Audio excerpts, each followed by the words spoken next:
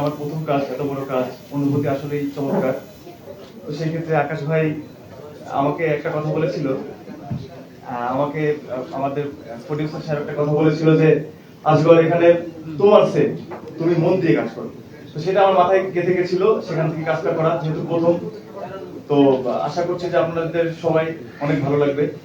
আর দর্শকদের উদ্দেশ্যে একটা কথা, যে আপনাদের ভালোবাসায় আমাদের এগিয়ে যাওয়ার প্রধান অনুপ্রেরণা। ধন্যবাদ। আমরা একটু সঙ্গীত শিল্পীর কাছে যেতে চাই। আমাদের মহুয়া আছেন, মহুয়া এই গানটি নিয়ে তার অনুভূতি জানতে চাই। হ্যাঁ, এখানে তো অনেক আছে। মাইকের নয়েজ আছে, মাইকের দরকার নাই, দরকার নাই, মাইকের নয়েজ আসে।